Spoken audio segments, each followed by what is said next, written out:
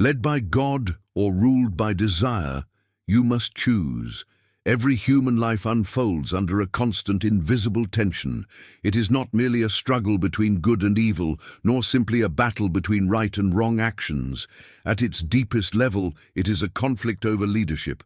Who governs the inner world? Who has the authority to guide decisions, shape desires, and define direction? This is the question hidden beneath anxiety, addiction, restlessness, ambition, guilt, and even spiritual confusion. Every soul, whether conscious of it or not, is being led by something. The tragedy is not that people make mistakes, but that many never realize who is truly steering their lives. To be led by God is not a poetic idea or a religious slogan. It is a real orientation of the inner compass, a surrender of authority over one's impulses, fears, and cravings. To be ruled by desire, on the other hand, does not always look dark or immoral. Desire can appear sophisticated, ambitious, productive, and even spiritual on the surface. Yet when desire rules, it becomes a tyrant. It never rests, never satisfies, and never leads to peace. It promises fulfillment but feeds on dissatisfaction. This tension explains why many people feel divided within themselves. They pray, yet remain restless. They believe, yet feel driven by impulses they cannot control. They know what is right, yet repeatedly choose what weakens them. This is not hypocrisy, it is a divided throne. God does not share authority. Desire does not negotiate. One leads, the other follows.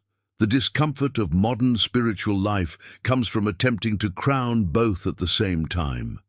This text is not meant to condemn, intimidate, or romanticize suffering. It is meant to clarify.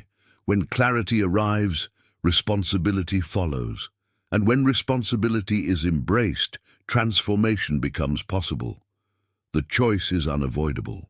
Either life is shaped from the inside by divine direction, or it is pushed and pulled by impulses that do not care about the soul's future. Neutrality does not exist. Delay is itself a decision. Silence is already a vote. What follows is not theory, but exposure. This is about revealing the mechanics of inner rule, showing how desire subtly takes control, how divine leadership operates differently, and why the soul cannot thrive while being pulled in two opposing directions. The path forward begins with understanding who currently holds the authority within. The inner throne, who truly governs your life. Every life has a throne. Not a physical seat, but an internal center of authority, where decisions are made, values are prioritized, and impulses are either restrained or unleashed. Most people assume they are free, autonomous, and self-directed, yet their daily choices reveal a different reality. What governs the inner throne is not what one claims to believe, but what one obeys when pressure appears. Stress, temptation, fear, pleasure, and ambition expose the true ruler of the soul. When God leads, the inner life is ordered even when circumstances are chaotic. There is restraint where impulse demands indulgence, patience where urgency screams for reaction, and peace where anxiety tries to dominate. This does not mean the absence of struggle. It means struggle exists within boundaries. Desire does not command, it is questioned. Emotions are acknowledged, but not obeyed blindly. Choices are filtered through meaning, not urgency. When desire rules, however, the throne becomes unstable. Desire is reactive. It responds to discomfort by demanding relief, to pleasure by demanding more, and to fear by demanding control. It has no loyalty to long-term well-being. Its only law is immediacy. This is why a life ruled by desire feels exhausting. Every satisfaction is temporary. Every victory fades quickly, and every indulgence creates a new hunger.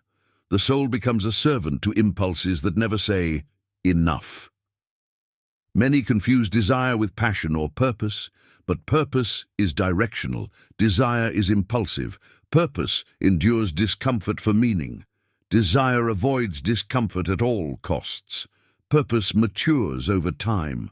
Desire must be fed constantly, or it turns into frustration and anger. When desire rules, even spiritual practices become tools for self-gratification rather than transformation. Prayer becomes a way to demand outcomes. Faith becomes a transaction. God is approached not as sovereign, but as a means to satisfy personal agendas. The inner throne is revealed in small, repeated choices. What do you turn to when you are tired? What governs your response when you are offended? What directs your attention when you are alone? These moments are not insignificant. They are votes. Over time, they build a pattern of obedience. The soul learns who it must listen to. If desire is obeyed long enough, it stops asking permission and begins issuing commands. This is why inner conflict intensifies over time when desire rules. The conscience does not disappear, it becomes wounded. The spirit does not vanish, it becomes suppressed. The result is not peace, but noise. Thoughts multiply. Justifications become necessary. Distractions become essential. Silence becomes uncomfortable because silence exposes who is truly in control. When God leads, silence becomes a place of restoration rather than accusation. Stillness does not threaten identity, it strengthens it. This is because divine leadership does not depend on constant stimulation. It works through alignment rather than compulsion. God leads by truth, not by pressure. Desire rules by urgency and fear of loss.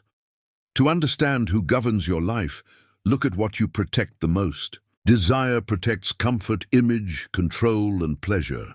God protects the soul, even when it requires temporary discomfort. Desire asks, "What do I want right now?" God asks, "Who are you becoming?" These two questions cannot guide the same life simultaneously. The tragedy is not that desire exists. Desire is part of being human. The tragedy is allowing desire to sit on the throne. When desire governs, even success becomes hollow. Achievements feel strangely empty. Relationships become transactional. Faith becomes fragile. Yet when God governs, even hardship gains meaning. Suffering is not glorified, but it is not wasted. Every experience becomes formative rather than destructive. The inner throne does not remain vacant. If God is not actively acknowledged as leader, something else will assume control. Desire does not announce its takeover. It simply fills the silence left by surrender. This is why the choice is not dramatic, but daily. Leadership is maintained through obedience, not intention. The most important question is not whether you believe in God, but whether God's voice has authority over your impulses. Many believe, yet are ruled by desire. Viewer surrender, yet experience freedom. The difference lies not in knowledge, but in governance. At the end of this topic, pause and examine your own inner throne. Who has the final word when no one is watching? Who decides what you tolerate, pursue, or avoid? Awareness is the first act of liberation. Without it, change remains impossible. If this message is helping you reflect, strengthen your spirit and confront truths that matter, subscribe to the channel now. Stay with us as we continue this journey and explore how to reclaim the inner throne and live fully led by God, rather than ruled by desire. Desire as a silent tyrant, how it gradually takes control of the soul. Desire rarely enters the soul like an invader. It does not arrive with violence, noise, or obvious rebellion. Instead, it slips in quietly, disguised as necessity, relief, ambition, or even self-care. This is what makes desire so dangerous when it is not governed.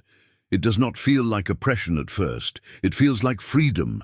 It promises autonomy, self-expression, and fulfillment. Yet over time, what once felt liberating begins to feel compulsory. What was once a choice becomes a habit. What was once a habit becomes a need. And what was once a need becomes a command. The soul does not suddenly wake up enslaved. enslavement happens through permission. Each time desire is obeyed against conscience, truth, or long-term meaning, it grows stronger. It learns that it can override wisdom. It learns that discomfort will be avoided at any cost. It learns that the future can be sacrificed for immediate relief. This is how desire becomes a silent tyrant. It does not shout orders, it conditions reflexes. Desire rules by urgency. It creates the illusion that something must be satisfied now, or else peace will be lost forever. This urgency bypasses reflection. It short-circuits patience. It frames delay as suffering and restraint as deprivation. The soul under desire's rule becomes reactive rather than intentional. Decisions are no longer made from values, but from pressure. Over time, the ability to choose weakens, not because the person is immoral, but because the will has been trained to surrender quickly. One of the most deceptive aspects of desire is its adaptability. It changes shape according to context. In one season it appears as pleasure, in another as success, in another as validation, in another as control. The object of desire may change, but the mechanism remains the same. An inner demand that must be satisfied to restore emotional equilibrium. This is why people can abandon one addiction only to fall into another.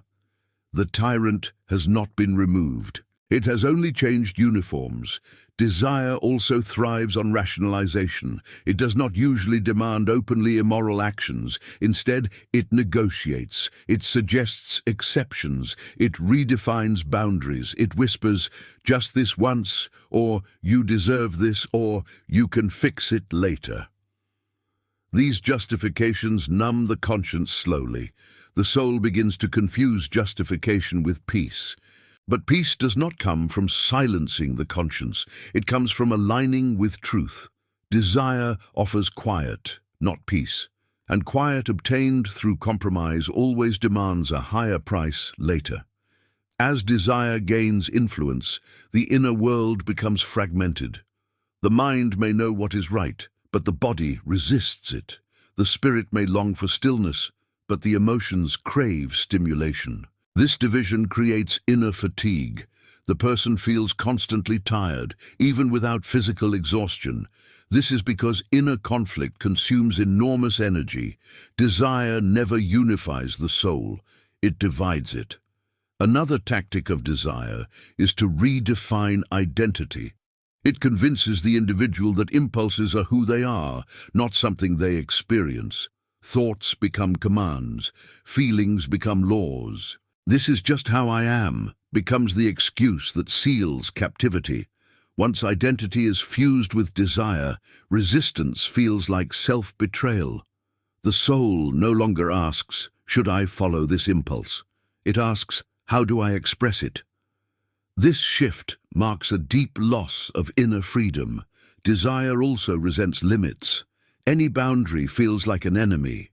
Discipline feels like oppression. Structure feels like imprisonment.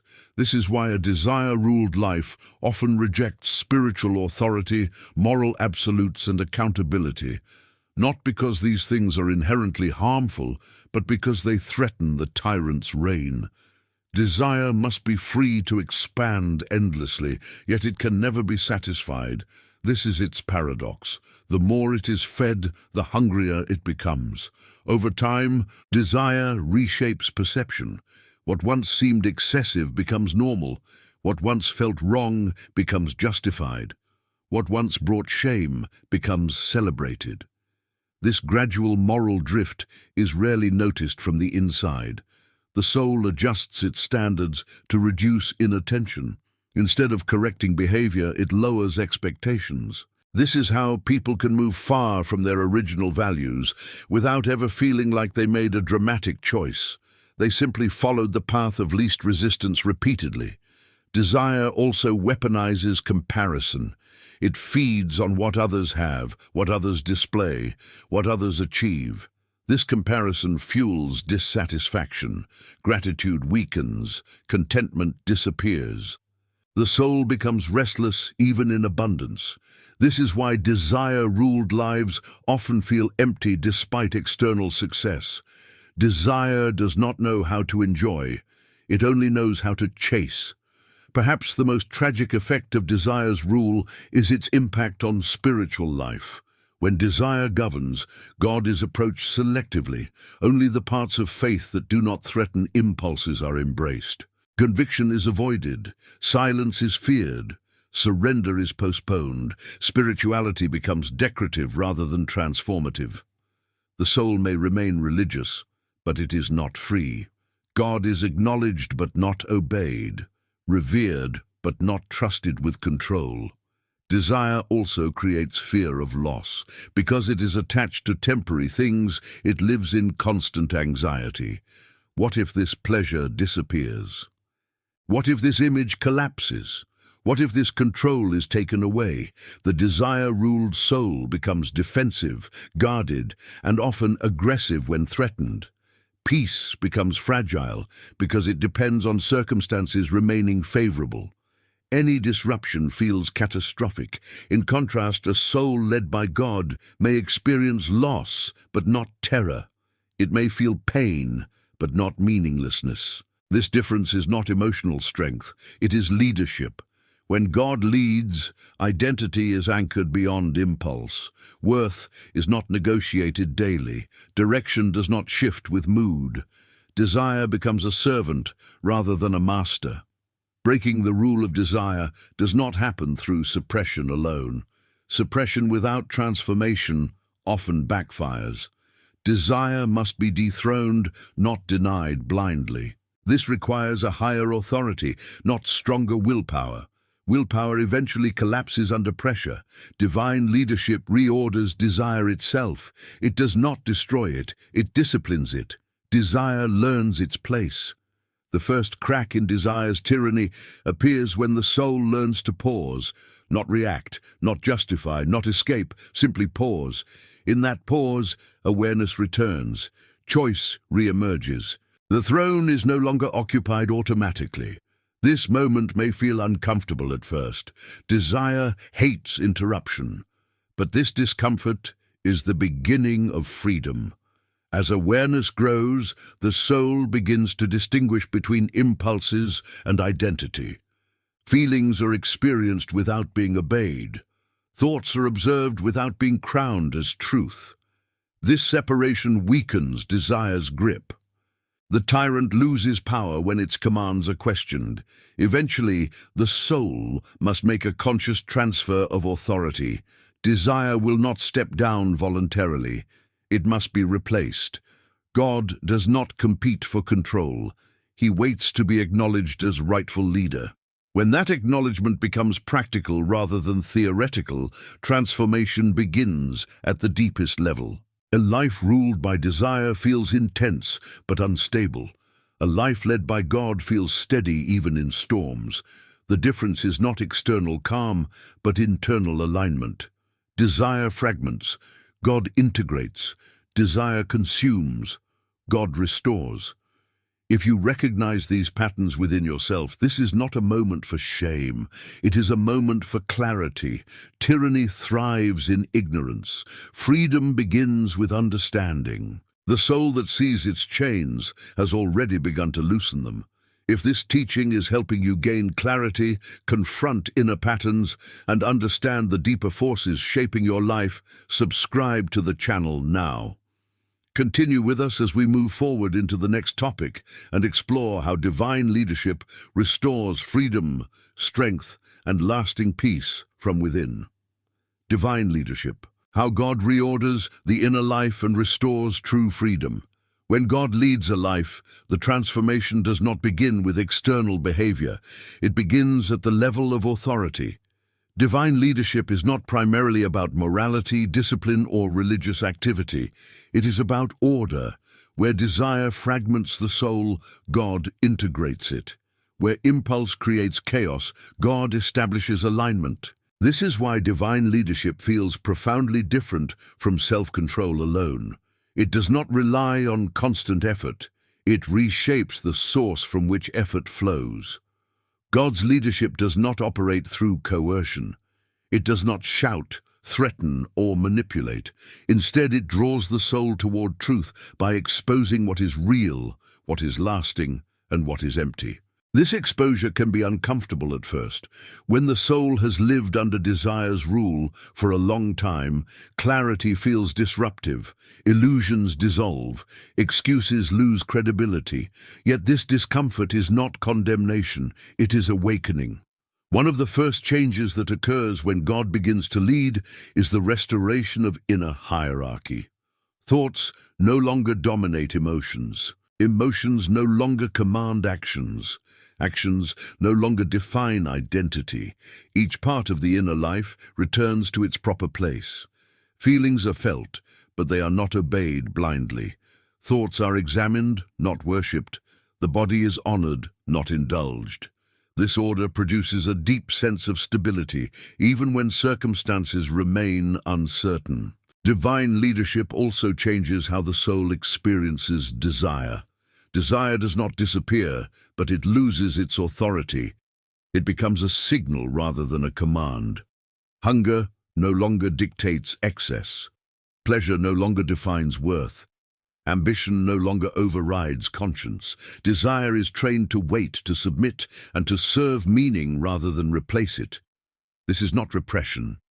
It is maturity. Another mark of God's leadership is the return of silence.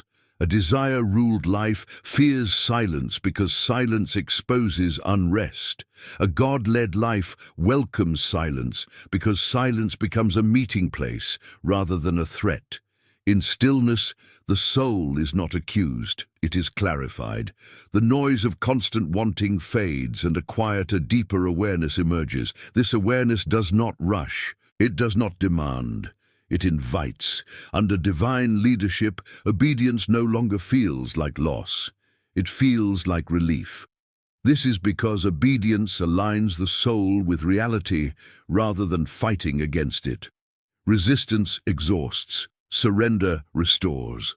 When the soul stops arguing with truth, energy once spent on justification becomes available for growth, creativity, and compassion. The inner battle quiets, not because struggle disappears, but because direction becomes clear. God's leadership also redefines strength. Strength is no longer measured by dominance, control, or self-assertion. It is measured by faithfulness, restraint, and endurance. The God-led soul does not need to prove itself constantly. Its identity is not under negotiation. This produces a quiet confidence that does not depend on recognition. Approval becomes secondary, integrity becomes primary. Another profound shift occurs in how pain is interpreted. Under desire's rule, pain is an enemy to escape. Under divine leadership, pain becomes information. It is not glorified, but it is not wasted. Pain reveals attachments, exposes false expectations, and invites deeper trust. This does not make suffering pleasant, but it makes it meaningful. Meaning changes everything. Meaning allows the soul to endure without becoming bitter. God's leadership also brings coherence to time. Desire lives in immediacy, constantly demanding now. Divine leadership introduces patience. The soul learns that not everything must happen immediately. Growth becomes a process rather than a performance. Waiting becomes productive rather than humiliating. This patience reduces anxiety because the future is no longer a threat to be controlled, but a path to be walked faithfully. As divine leadership deepens, the conscience strengthens rather than weakens. It becomes a guide rather than a judge. Conviction is no longer experienced as shame, but as course correction. The soul does not collapse under awareness of imperfection. It adjusts. This flexibility is a sign of health. A rigid soul fears exposure. A healthy soul welcomes refinement. God's leadership also transforms relationships. When desire rules, relationships are often transactional. People are valued for what they provide: validation, comfort, pleasure, or security. When God leads, relationships become places of mutual growth rather than mutual consumption. Boundaries strengthen, dependency weakens, love becomes less anxious and more generous. The soul no longer clings desperately because its foundation is secure. Another essential aspect of divine leadership is the restoration of responsibility without despair. The God-led soul accepts responsibility for choices without drowning in guilt. Failure does not define identity. Success does not inflate it. Both are integrated into learning. This balanced responsibility produces humility without shame and confidence without arrogance. God's leadership also clarifies purpose. Purpose is no longer confused with ambition. The soul stops chasing significance and begins living meaning. Meaning is found in alignment, not achievement. This frees the soul from constant comparison. Others' paths no longer threaten identity. Envy fades, gratitude grows. One of the clearest signs that God is leading is the reduction of inner noise. The mind becomes less frantic. Decisions become less reactive. Life slows down internally, even if it remains busy externally. This inner calm is not emotional numbness. It is groundedness. The soul knows where it stands.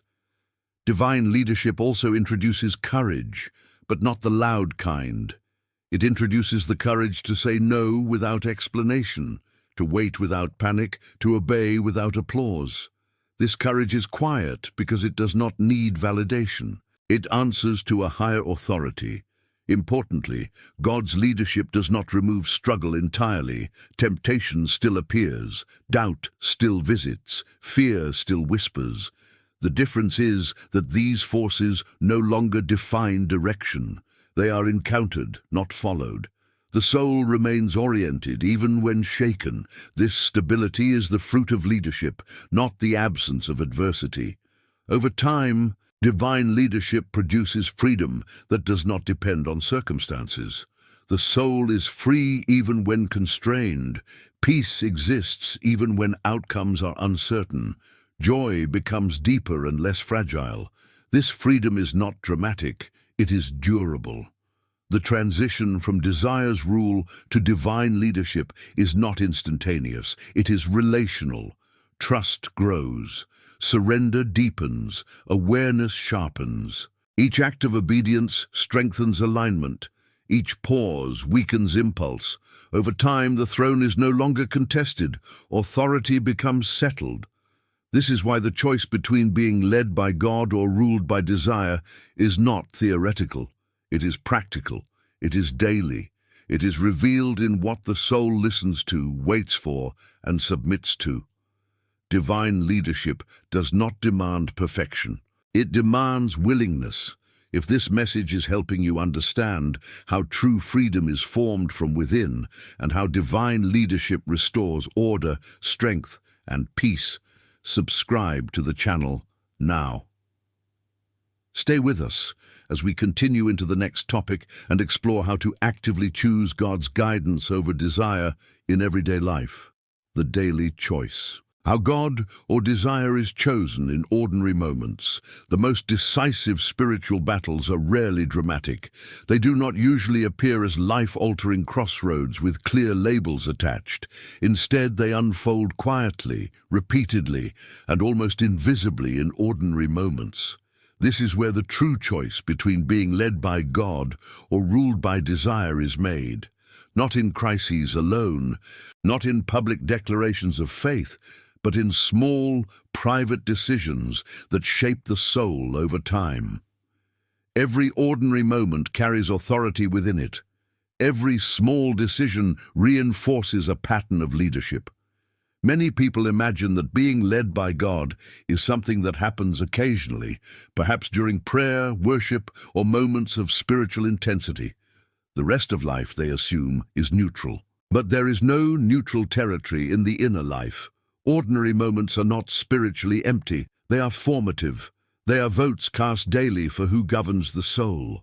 The way one speaks when irritated, the way one reacts when misunderstood, the way one responds to boredom, temptation, loneliness, or success, these moments quietly reveal who holds the throne. Desire specializes in ordinary moments. It does not need extraordinary temptation. It works best when the soul is tired, distracted, or emotionally vulnerable. It speaks softly and persuasively. It does not say, "Reject God." It says, "Just this once. You deserve relief. It doesn't matter, or you can deal with this later." In this way, desire wins through repetition rather than force. Each small surrender seems insignificant, but together they build a habit of obedience. God's guidance, on the other hand, rarely shouts. It does not rely on emotional intensity to be effective. It operates through awareness, restraint, and quiet conviction. God leads the soul by inviting it to pause before reacting, to reflect before speaking, to choose alignment over impulse. This invitation often feels subtle, almost easy to ignore, yet that is precisely where the choice lies. Ignoring it strengthens desire. Honoring it strengthens divine leadership. One of the clearest ways this daily choice appears is in how one handles discomfort. Desire seeks immediate relief. It cannot tolerate unease. When something feels uncomfortable, emotionally, mentally, or physically, desire demands escape. Distraction, indulgence, control, or numbness become the tools of avoidance. God's leadership, however, does not always remove discomfort immediately. Sometimes it allows it not as punishment, but as refinement. Discomfort becomes a place of learning rather than an emergency to eliminate. This difference is crucial. A soul ruled by desire becomes fragile because it cannot endure tension. Any delay feels unbearable. Any frustration feels threatening. Over time, this fragility increases anxiety and reactivity. A soul led by God becomes resilient, not because it enjoys discomfort, but because it understands that not all pain is harmful. Some pain reveals truth. Some tension strengthens character. Some waiting deepens trust. Another ordinary battleground is thought life. Desire loves unchecked thoughts. It encourages mental indulgence, fantasy, resentment, and self-justification. It turns imagination into a rehearsal for behavior. Over time, what is repeatedly entertained becomes normalized. God's leadership invites examination of thoughts rather than submission to them. Not every thought deserves attention. Not every impulse deserves expression. Learning to observe thoughts without obeying them is a daily act of choosing divine leadership. Speech is another revealing arena. Desire speaks impulsively. It seeks to defend, impress, dominate, or relieve inner pressure. Words become tools for self-protection or self-assertion. God-led speech is slower, more restrained and more intentional. It does not rush to fill silence. It does not need to win every exchange. This restraint is not weakness. It is authority under control. Over time, speech shaped by divine leadership creates peace rather than conflict. Time management also exposes leadership. Desire treats time as something to consume. It seeks constant stimulation and immediate reward. Boredom becomes unbearable. Stillness feels threatening. God's leadership treats time as something to steward. Silence becomes valuable. Reflection becomes productive. The soul learns that rest is not wasted time, and waiting is not failure. This shift alone can transform the inner life dramatically. Relationships are perhaps the most revealing ordinary context. Desire approaches relationships from a place of need. It asks, "What can this person give me?" Validation, comfort, excitement, security. When those needs are not met, frustration and resentment grow. God-led relationships are approached from a place of fullness rather than hunger. Love becomes less demanding and more patient. Boundaries become clearer. Fear of abandonment weakens. The soul no longer clings because its center of stability is internal rather than external. Another daily choice appears in how success and failure are handled. Desire craves success as proof of worth and fears failure as exposure. This creates emotional volatility. Pride inflates the soul one day, shame crushes it the next. God's leadership brings steadiness. Success is received with gratitude, not entitlement. Failure is faced with humility, not despair. Identity remains anchored beyond performance. Desire also dominates through constant comparison. It measures worth by others' achievements, appearances, or approval. This comparison poisons contentment. God's leadership frees the soul from this trap by rooting worth in alignment rather than ranking.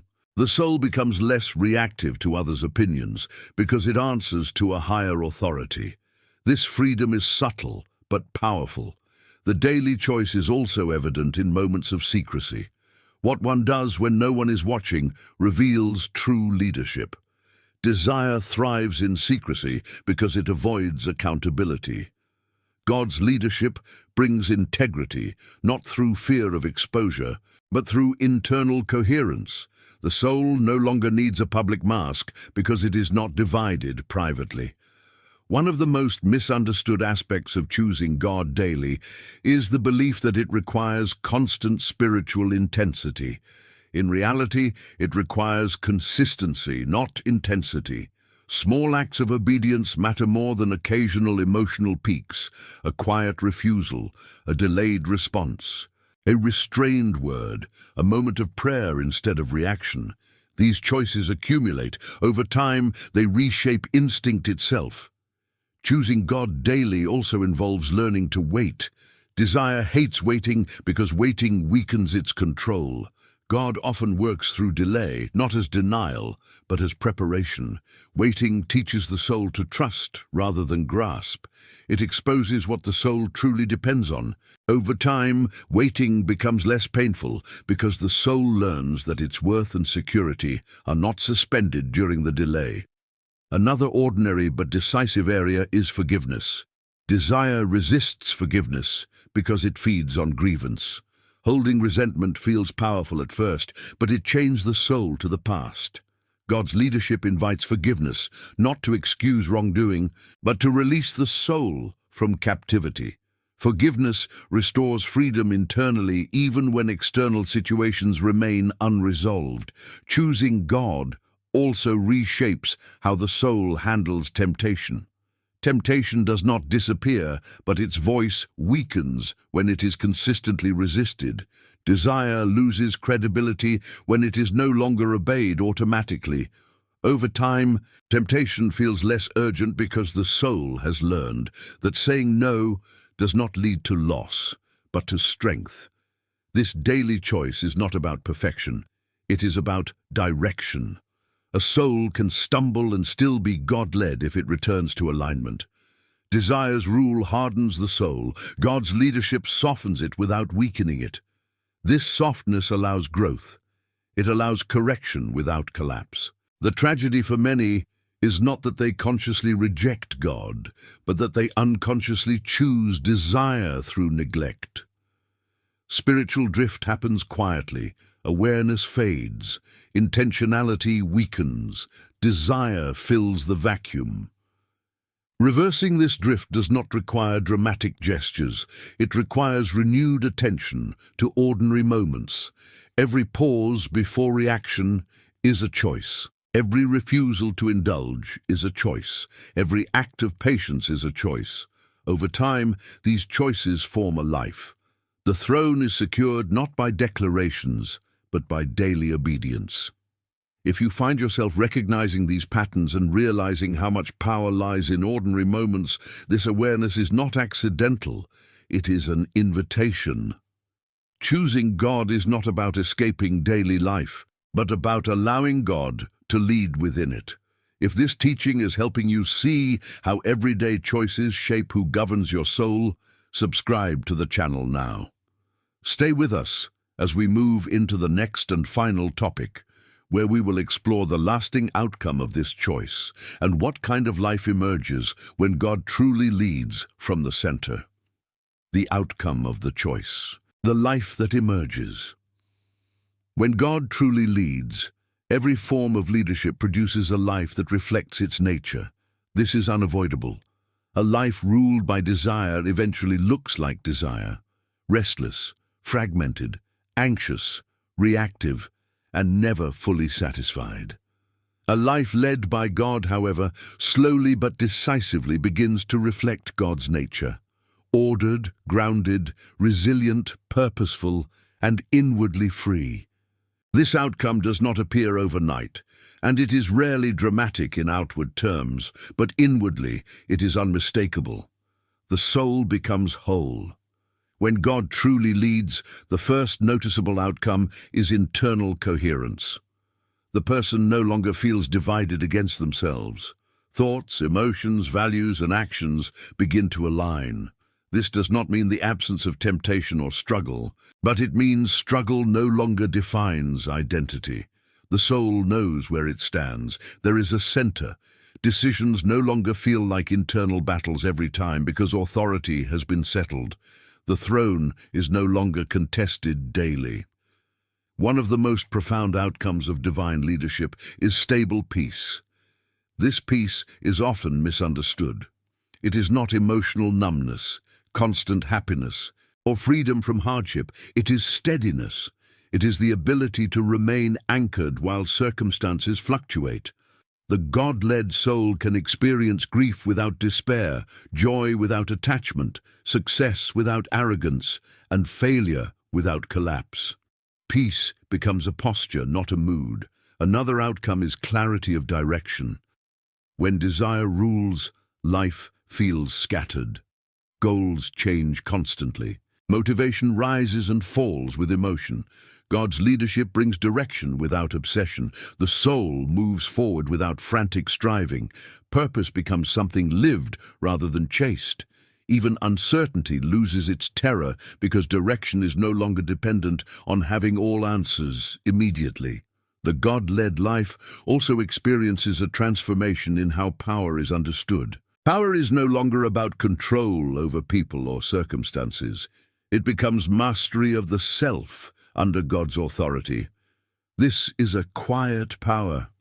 It does not need to dominate or prove itself. It is visible in restraint, patience, and faithfulness. Others may not always notice it immediately, but they feel its stability. Freedom is another defining outcome. Not the freedom to do whatever one wants, but the freedom to choose what is right without internal resistance. This is true freedom. Desire promises freedom, but delivers compulsion. God's leadership may feel restrictive at first, but it ultimately liberates the will. The soul regains the ability to choose without being hijacked by impulse. Relationships are deeply transformed by this freedom. The God-led soul no longer approaches people from desperation or neediness. Love becomes less fearful. Attachment becomes healthier. Boundaries become clearer. The person can give without losing themselves and receive without becoming dependent. Conflict is handled with greater maturity because identity is not threatened by disagreement. Another powerful outcome is integrity. The inner and outer life begin to match. There is less need for masks, image management, or performance. What one is privately aligns more closely with what one presents publicly. This integrity produces rest. The exhausting effort of maintaining contradictions fades. Life simplifies internally, even if responsibilities increase externally. God's leadership also reshapes how suffering is experienced. Suffering does not disappear, but it is no longer meaningless. Pain becomes integrated rather than destructive.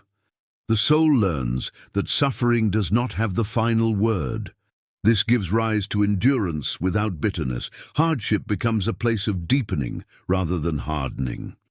Over time, the God-led soul develops discernment. Discernment is not suspicion or judgmentalism. It is clarity. The person becomes more sensitive to what leads toward life and what leads toward fragmentation. Decisions are made with greater wisdom because the soul is no longer clouded by compulsive desire. This discernment protects the soul quietly and consistently. Another outcome is humility that does not degrade. The God-led life recognizes its dependence without shame. Weakness is acknowledged honestly, but it does not define worth. This humility allows growth because the soul is not busy defending an image. Correction becomes possible. Learning becomes continuous. Joy also changes form. It becomes deeper and less dependent on circumstances. The God-led soul can enjoy without clinging and grieve without losing hope. Joy becomes spacious rather than frantic. It does not need constant stimulation to exist. This joy coexists with seriousness, depth, and even sorrow. Fear gradually loses its dominance. Fear may still appear, but it no longer governs decisions. The future is no longer perceived as a threat to be controlled. Trust replaces anxiety slowly but steadily. This trust does not come from certainty, but from relationship. The soul knows who leads it. Perhaps one of the most significant outcomes is endurance. The God-led life lasts. Desire burns hot but burns out. Divine leadership produces longevity, faithfulness over time, consistency across seasons. The soul does not need constant reinvention to feel alive. It grows deeper rather than louder. Importantly, this life does not become isolated from the world. It becomes more engaged in the right way. The God-led soul can act without being consumed, serve without losing itself, and lead without dominating. Influence flows naturally because it is grounded in being rather than striving. This outcome also brings accountability without fear. The soul no longer avoids truth. Self-examination becomes a tool for growth rather than self-condemnation. Repentance becomes restoration rather than humiliation. The soul remains soft and responsive. As time passes, the difference between a God-led life and a desire-ruled life becomes increasingly clear. One grows simpler, steadier, and stronger. The other grows louder, more anxious, and more fragile. One moves toward wholeness, the other toward fragmentation. The choice that once felt difficult becomes increasingly natural. Obedience becomes less of a struggle because desire has lost its authority. The soul is no longer negotiating constantly. Peace is no longer rare. Direction is no longer confusing. Identity is no longer fragile. This does not mean the God-led life becomes easy. It means it becomes meaningful. Meaning sustains where ease cannot. Meaning gives strength where comfort fails. Meaning anchors the soul when circumstances change. Ultimately, the outcome of being led by God is not perfection but transformation. Not control but trust. Not self-exaltation but freedom. The soul becomes what it was meant to be. Aligned, awake, and alive. This is the life that emerges when the throne is surrendered fully and consistently, not a dramatic escape from reality, but a deep engagement with it under divine leadership. The choice truly shapes everything. If this message has helped you see the weight and beauty of choosing God over desire and the kind of life that flows from that decision, subscribe to the channel now. Stay connected as we continue exploring truth, inner freedom, and the path of a life led by God rather than ruled by impulse.